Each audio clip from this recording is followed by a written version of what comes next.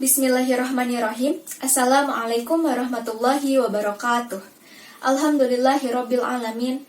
Nahmaduhu wa nasta'inuhu wa nastaghfiruh wa na'udzubillahi min syururi anfusina wa min sayyiati a'malina. May yahdihillahu fala mudhillalah wa may yudhlilhu fala hadiyalah. Allahumma sholli wa sallim ala sayyidina Muhammadin wa ala alihi wa sahbihi ajmain. Amma ba'du. Video ini merupakan video praktik di bab sholat, yaitu praktik sholat jamaah. Perkenalkan, saya Anggi Putri Anggraeni dengan nomor induk mahasiswa 121701016, kelas Matematika A, jurusan Matematika, Angkatan 2021, Fakultas Sains dan Teknologi UIN Sunan Gunung Jati Bandung. Saya merekam video ini pada hari Sabtu, tanggal 20 Agustus 2022, bertempat di kediaman saya sendiri, yaitu di daerah Bale Endah, Kabupaten Bandung. Pembahasan yang pertama yaitu terkait sholat jamaah. Terdapat dalil perintah sholat berjamaah. Dari Abu Hurairah radhiyallahu anhu, Nabi sallallahu alaihi wasallam bersabda, "Sungguh aku benar-benar berniat untuk memerintahkan orang-orang sholat di masjid. Kemudian memerintahkan seseorang untuk menjadi imam. Lalu aku bersama beberapa orang pergi membawa kayu bakar menuju rumah-rumah orang yang tidak menghadiri sholat jamaah. Lalu aku bakar rumahnya." Hadis riwayat Bukhari nomor 7224 dan Muslim nomor 651. Terdapat juga syariat sholat berjamaah.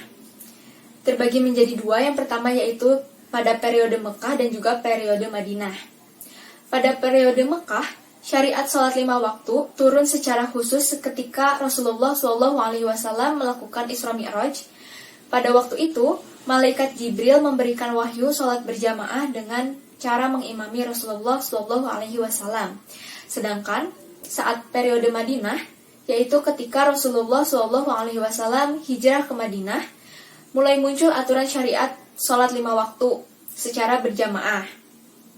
Pada waktu itu, terdapat aturan bagaimana cara sholat berjamaah dan pensyariatannya. Terdapat juga perbedaan antara periode Mekah dan juga periode Madinah. Yang pertama yaitu aspek keleluasaan. Pada periode Mekah, di mana Rasulullah tidak leluasa melaksanakan sholat berjamaah, karena pada saat itu jarang masjid.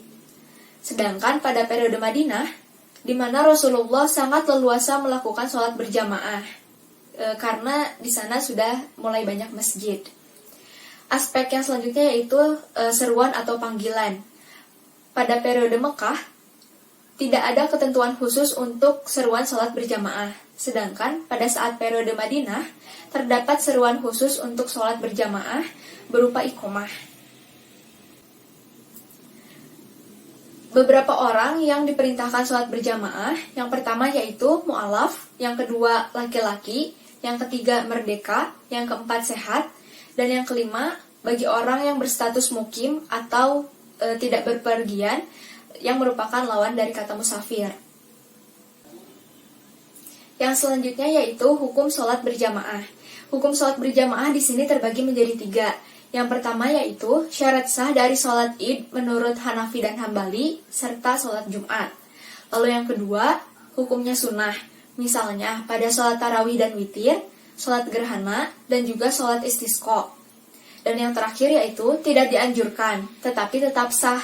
Misalnya pada sholat tahajud, sholat rawatib, sholat tahiyatul masjid, dan juga sholat duha.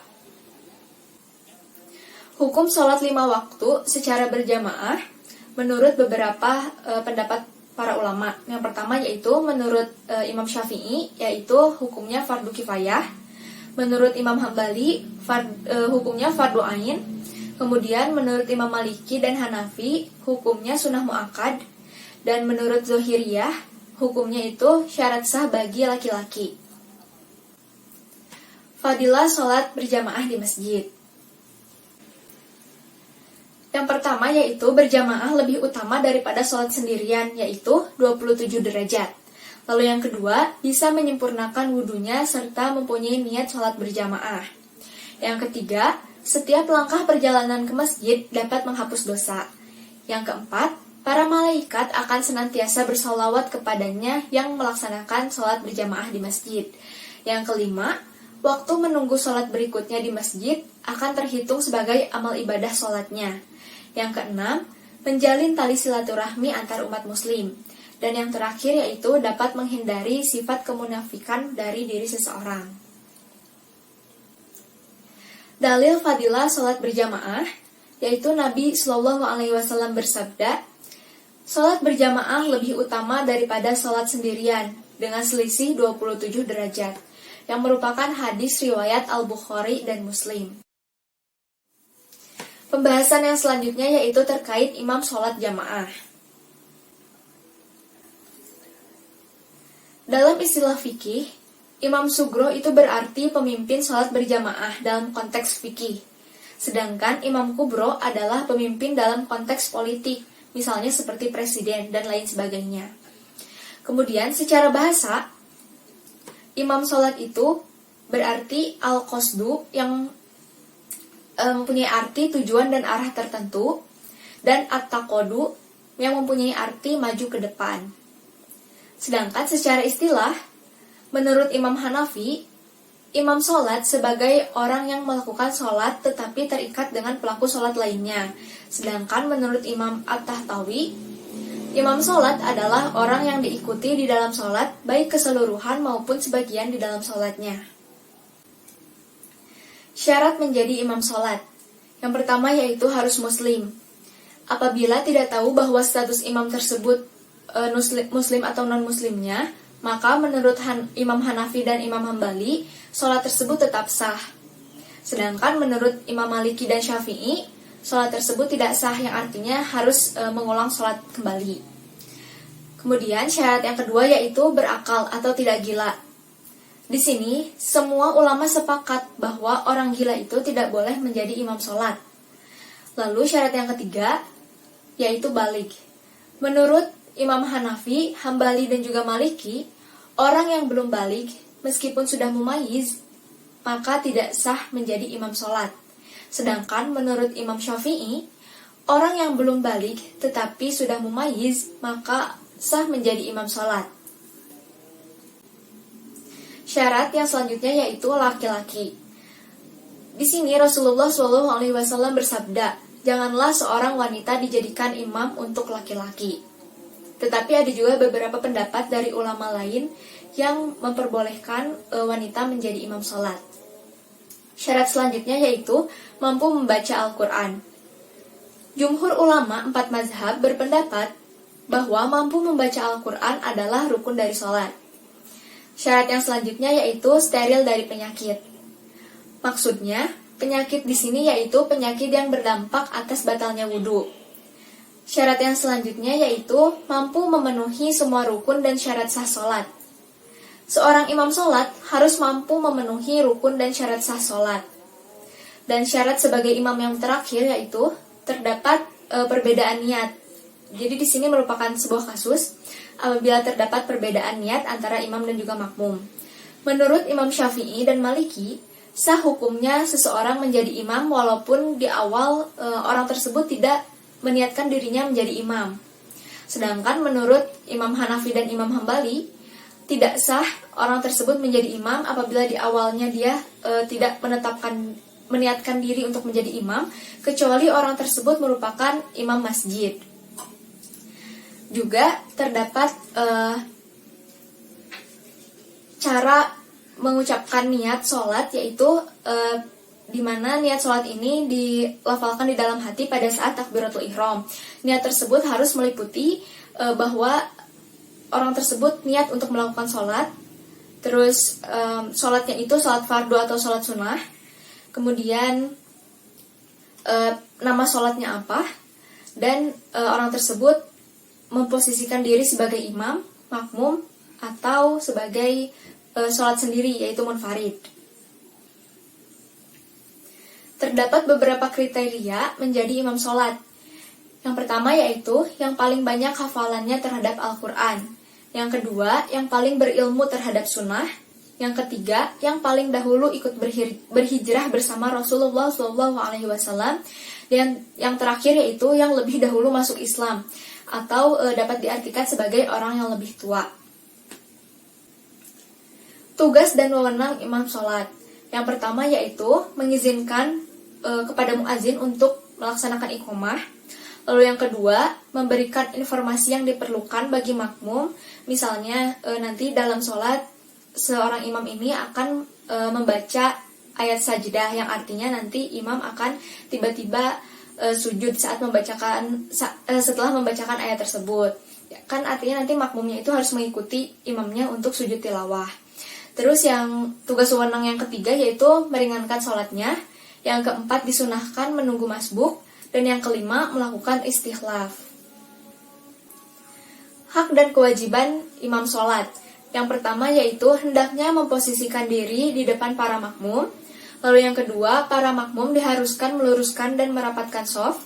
Dan yang ketiga, menyempurnakan shaf yang pertama dan seterusnya.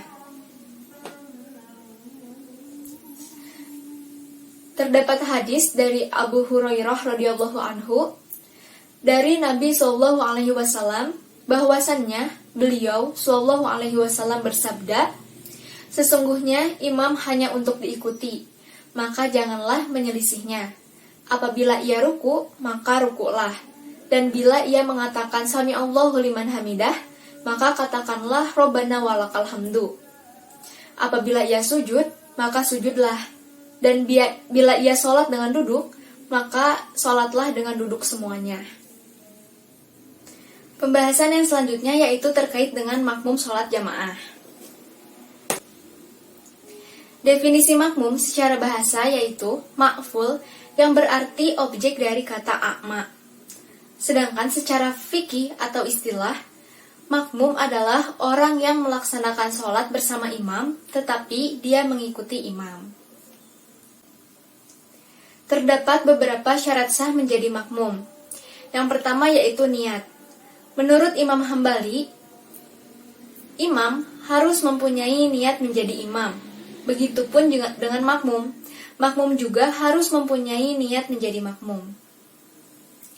Sedangkan menurut jumhur ulama, tidak mensyaratkan imam untuk berniat menjadi imam, sedangkan makmum harus berniat menjadi makmum. Syarat yang selanjutnya yaitu kesatuan sholat makmum dengan sholat imam.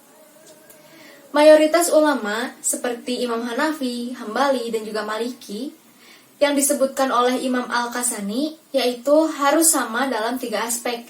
Di antaranya yaitu aspek sebab, gerakan, dan juga sifat. Yang selanjutnya yaitu posisi makmum. Mayoritas ulama seperti Imam Hanafi, Syafi'i, dan juga Hambali mensyaratkan bahwa makmum dianggap sah menjadi makmum jika posisinya tidak melebihi imam. Syarat yang selanjutnya yaitu makmum dan imam harus berada dalam tempat yang sama. Mayoritas ulama mengatakan boleh, tetapi harus memenuhi beberapa syarat, diantaranya apabila posisi imam dan makmum masih dalam satu tempat, dan apabila makmum bisa melihat atau mendengar suara imam. Yang kedua yaitu apabila makmum berada di luar masjid. Menurut beberapa pendapat para ulama, di antaranya yaitu Imam Hanafi yang berpendapat bahwa maksimal jarak antara imam dan makmum adalah 2 shaf. Menurut Imam Maliki dan Hambali, yaitu berpendapat bahwa minimal makmum masih bisa melihat atau mendengar suara imam. Dan yang terakhir yaitu pendapat dari Imam Syafi'i yang berpendapat bahwa maksimal jarak imam dan makmum adalah 100 meter. Dan syarat sah yang terakhir yaitu mengikuti gerakan imam. Mayoritas ulama sepakat bahwa gerakan makmum harus mengikuti gerakan imam, di mana tidak boleh mendahului ataupun mengakhirkan dari gerakan imam. Istilah yang selanjutnya yaitu ada istilah mufaroqah. Mufaroqah artinya berpisah. Maksudnya, apabila seorang makmum melepaskan diri dari imam dalam sholat berjamaah. Terdapat 3 hukum mufaroqah. Yang pertama yaitu hukumnya haram. apabila mufarokoh tidak ada landasan hukum uzur syar'i. Yang kedua, mufarokoh hukumnya boleh apabila mufarokoh yang ada uzur syar'i. Dan yang ketiga, mufarokoh hukumnya wajib apabila seorang imam melakukan sesuatu yang membuat batalnya sholat sebagai seorang imam. Istilah yang selanjutnya adalah masbuk. Masbuk artinya orang yang didahului. Maksudnya yaitu terlambat mengikuti sholat berjamaah ketika imam sudah memulai sholatnya. Kapan seorang makmum yang masbuk mendapatkan fadilah sholat berjamaah? Yaitu makmum masbuk mendapatkan fadilah sholat berjamaah jika orang tersebut mendapatkan 1 rakaat dari imam. Yang selanjutnya, kapan makmum masbuk mendapatkan 1 rakaat? Yaitu jika makmum tersebut mendapatkan minimal ruku pertama bersama imam. Kemudian, apakah ruku itu harus tumaninah? Menurut Imam Hanafi, Maliki, dan juga Hambali berpendapat bahwa ruku tidak harus tumaninah. Sedangkan menurut Imam Syafi'i, ruku itu harus dilaksanakan secara tumaninah. Selanjutnya, kapan waktu berdiri untuk meneruskan sholat bagi makmum yang masbuk? Menurut Imam Hanafi, makmum yang masbuk boleh berdiri untuk meneruskan sholat jika imam pergi dari tempat duduknya, bergeser dari arah kiblat, mengerjakan sholat sunnah, dan melakukan sujud sahwi.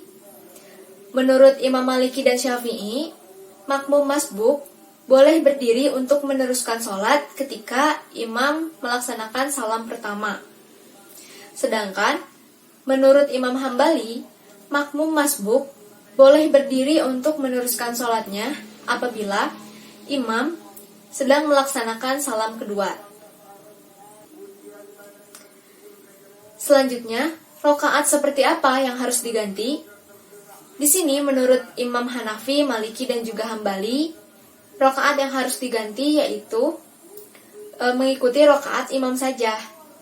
Jadi yang digantinya itu yang rakaat yang tidak mengikuti gerakan imam. Sedangkan menurut Imam Syafi'i yaitu tidak mengikuti rakaat imam. Di sini pendapat para ulama bertolak belakang. Kemudian, bagaimana cara duduk bersama imam ketika tasyahud akhir? Menurut Imam Syafi'i, yang harus dilaksanakan oleh makmum masbuk yaitu duduk iftirosh. Sedangkan menurut Imam Ar-Rafi'i, yang harus dilaksanakan oleh makmum masbuk yaitu duduk tergantung bilangan rakaatnya. Dan pendapat menurut Imam Abdul Karim dan Imam Al-Haramain Al-Juwaini yaitu duduk tawaruk. Terdapat hadis yang menjelaskan tentang posisi makmum. Dari Abdullah bin Abbas radhiyallahu anhu berkata, "Aku pernah bermalam di rumah bibiku Maimunah. Lalu Nabi Shallallahu alaihi wasallam bangun untuk mengerjakan sholat malam. Aku pun berdiri di sisi kiri beliau. Maka beliau memegang kepalaku lalu menempatkanku di sebelah kanannya." Hadis riwayat Bukhari Muslim. Terdapat juga dalil perintah meluruskan shaf. Hadis Anas bin Malik, Rasulullah Shallallahu alaihi wasallam bersabda, "Luruskanlah shaf karena lurusnya shaf merupakan bagian dari kesempurnaan sholat." Hadis riwayat Bukhari Muslim. Di sini kita langsung pada praktik posisi sholat berjamaah. Dalam sholat berjamaah terdapat kesunahan-kesunahan dalam pengaturan shaf. Pada kasus yang pertama, apabila jamaah terdiri dari imam laki-laki dan 1 makmum laki-laki, maka makmum berdiri di samping kanan imam dengan sedikit mundur dari barisan imam. Hal ini berdasarkan hadis yang diriwayatkan oleh Ibnu Abbas radhiyallahu anhu, yaitu hadisnya hampir mirip seperti yang tadi, yaitu bunyinya, "Saya menginap di rumah bibiku Maimunah, Rasulullah Shallallahu alaihi wasallam berdiri untuk melaksanakan sholat. Lalu aku berdiri di samping kirinya. Kemudian beliau memindahkanku ke samping kanan beliau." Yaitu hadis dari riwayat Bukhari Muslim. Pada kasus yang kedua, apabila sholat berjamaah sudah berlangsung dengan susunan imam laki-laki bersama satu makmum laki-laki di sebelah kanannya, lalu datang calon makmum berikutnya, maka makmum yang datang berdiri di samping kiri imam. Setelah ia melakukan takbiratul ihram, imam bisa maju ke depan atau kedua makmum mundur ke belakang dengan membuat shaf baru. Di sini pada praktiknya makmum mundur ke belakang. Penjelasannya terdapat di dalam hadis yang bunyinya, saya berdiri di sebelah kiri Rasulullah SAW, maka Nabi memegang tangan saya, kemudian memutar saya sehingga berdiri di sebelah kanan Nabi. Dan datang Jabar ibnu Sakir sehingga berdiri di samping kiri Rasulullah. Kemudian Rasul memegang kedua tangan kami secara bersama, kemudian mendorong kami sehingga berdiri di belakang Nabi. Hadis riwayat Muslim. Kasus berikutnya, apabila terdapat jamaah dengan satu makmum, namun yang datang kemudian adalah dua orang laki-laki dewasa secara bersama-sama, maka kedua calon makmum ini langsung membuat shaf di belakang imam, sedangkan makmum yang pertama mundur bergabung pada shaf di belakang imam. Kasus yang keempat, apabila yang datang adalah seorang laki-laki dewasa dengan anak kecil, maka berduanya berdiri sejajar di belakang imam. Kasus yang selanjutnya, apabila yang menyusul dalam sholat jamaah tersebut terdiri dari banyak lelaki dewasa dan anak-anak, maka yang perlu diprioritaskan di shaf yang paling dekat dengan imam adalah yang dewasa. Kemudian, apabila di antara jamaah yang banyak tersebut terdapat perempuan, maka perempuan berada di belakang para lelaki, membuat shaf yang baru. Dan kasus yang terakhir, apabila terdapat orang hunsa atau orang yang berkelamin ganda, yang masing-masing dari kelaminnya itu masih berfungsi semua, maka urutan jamaahnya adalah yang pertama itu jamaah laki-laki, jamaah anak laki-laki, kemudian jamaah hunsa, baru jamaah perempuan. Di sini terdapat posisi jika seorang perempuan sebagai imam, di mana jika imam perempuan dan makmum perempuan, maka posisinya sejajar. Kemudian, jika imam perempuan dan makmumnya terdiri dari dua atau lebih perempuan, maka posisi imam berada di tengah antara para makmum. Jadi jumlah makmum yang ada di sebelah kanan dan juga kiri imam itu jumlahnya sama. Cukup sekian yang dapat saya sampaikan. Mohon maaf apabila ada kesalahan. Terima kasih. Subhanakallahumma wa bihamdika asyhadu an la ilaha illa anta astaghfiruka wa atubu ilaik. Wabillahi taufiq wal hidayah. Wassalamualaikum warahmatullahi wabarakatuh.